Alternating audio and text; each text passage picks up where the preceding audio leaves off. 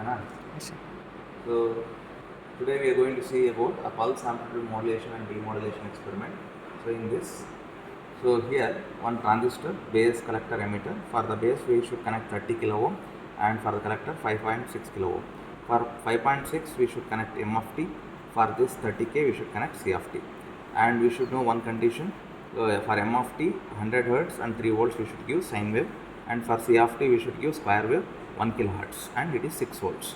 Okay, so the circuit arrangements are like this, so you should make it. So suppose if there is a non-availability of 30 kilo ohm, we can take a 15 kilo ohm in series and can connect it.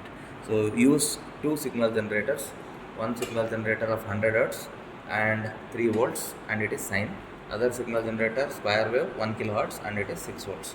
So connections are made, and once if you switch on this DSO or CRO you can use. Suppose if we are using DSO, you can observe these type of waveform, you will get it. So here I will just show like this. Okay, so here we should see three types of sampling processes. Before that we should count the number of pulses here. For one complete cycle, how many pulses should be there? From here to here, count 1, 2, 3, 4, 5, 6, 7, 8, 9. Approximately if I take this and the last or this bit, total it is 10. And this 10, how we can take that it is correct is, you can look at this frequency 100 and you can look at frequency 1000. So 100 into 10 is 1000. So that's why you should get 10 here. Suppose if I increase this 1 to 1.5. Okay, so now we can observe this CRO. I will stop this and start counting this one complete cycle. So here 1, 2, 3, 4, 5, 6, 7, 8, 9, 10, 11, 12, 13, 14. So approximately 14 or 15 you will get it. That how I will cross check. 100 multiplied by 15 is equals to this much. Okay, so that's what the number of pulses you should take. The number of pulses you should take here. Okay, so this is approximately 10, right? So next is, after this we should check for the three cases. One is undersampling, critical sampling and oversampling. So first we should see for the FC less than 2 FM. So FC I have given one I will give initially. Okay, so after 1 FC you can observe FM. What is FM given? 100. So 1K is greater than 2 times of FM 100. So 1K is greater than 200. So for this possible combination of undersampling, we are getting the exact pulse amplitude modulation. Then if you go for this second case, FC is equals to FM, we can start increasing this FM, that is frequency of message signal, and we can meanwhile observe this DSO. So I will start increasing this 100 to 200. You can observe here. So the pulses are going to be decreasing. The number of pulses are going to be decreasing, and it is going from 9 to 6, 6 to 4, and once it reaches 500, once the signal generator, that is, look at this signal generator 300, then after that I will reach to 500. Once it reaches 500, you are getting a minimum number of pulses, that is one pulses.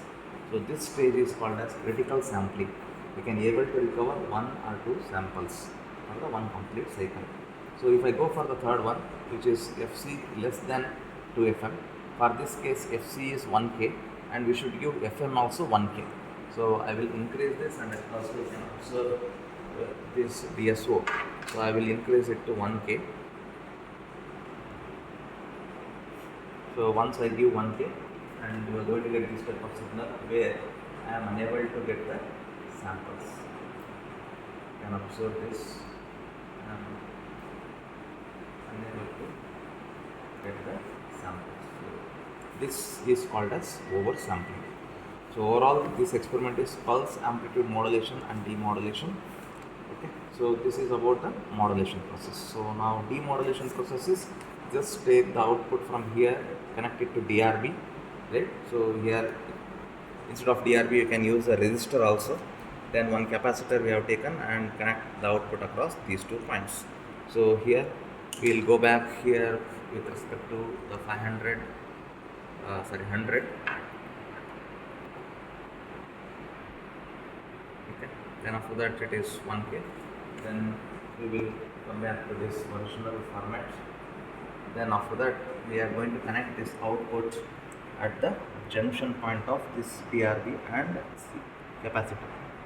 So if I connect it, you can observe we are getting a demodulated output. That is the process of getting back the original input. So the first one is the message signal M of t, C of t, and it is spam output, and it is the demodulated output. Okay, you can measure what is going to be the output voltage of this demodulated signal with help of this CRO. If DSO is unable to see, you can observe 1 division, 2 division, 2.2 multiplied by 2. So what is 2.2 multiplied by 2? So that is your amplitude. Okay. Then frequency, what is the frequency? So you can observe here you are getting a frequency that is 100 Hertz. What exactly you are given, you will getting that. 101 you are given, so you are getting 100. So this is a demodulated signal. Okay. So this is frequency and this is amplitude.